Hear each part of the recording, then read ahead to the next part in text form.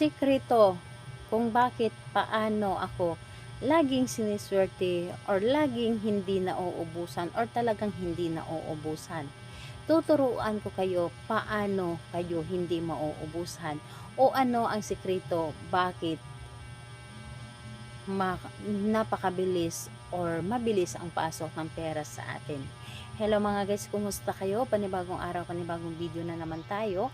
And sa araw na ito ay isa na ng video ang aking ituturo sa inyo na simpleng gabay o simpleng pamamaraan na makakatulong sa atin. At bago ang lahat, gusto ko lang mag-disclaimer sa mga taong hindi naniniwala at hindi gusto ang mga kaya nitong video. Please skip this video and maghanap kayo ng videos na gustong gusto nyo dahil ang video na ito ay para lamang ito sa mga taong naniniwala and gusto mag-try. Sa lahat po ng mga nagko-comment dito sa aking video dito sa loob ng aking channel, mag-ingat sa lahat ng mga nagre-reply sa inyo na dinadala kayo sa kanilang WhatsApp in mo app upang makaiwas po tayo sa scam. Ngayon po ituturo ko sa inyo ano ang sekreto ko upang lagi akong siniswerte, upang mabilis ang pasok ng pera sa akin o hindi ako nauubusan. Ito ay nababasa ko dati sa isang feng shui na dapat tayo, kasi tayong mga Pinoy ay mahilig tayong mangulikta ng mga walang laman. So, dapat po ay hindi tayo nangungulikta ng mga walang laman. Alam niyo kung bakit?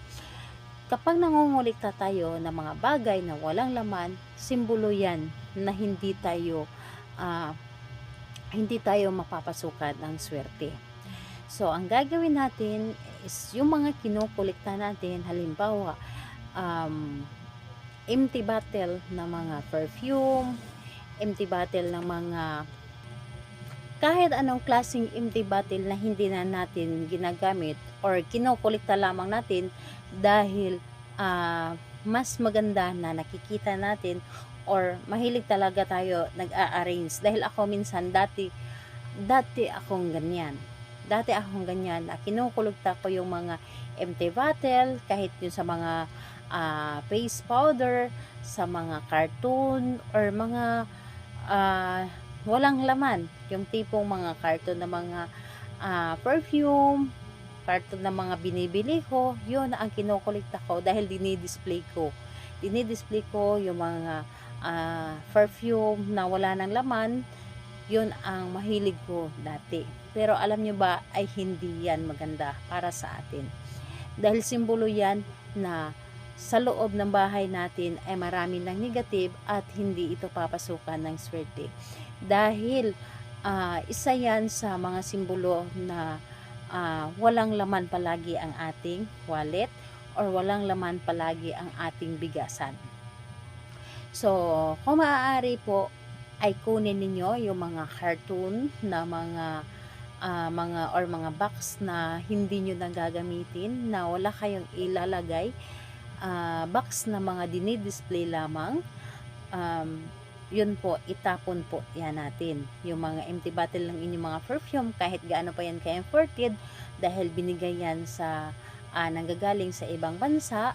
So, kapag wala na yung laman, itatapon natin yan para swerte ang papasok sa atin, na hindi tayo nagkikip ng mga walang laman.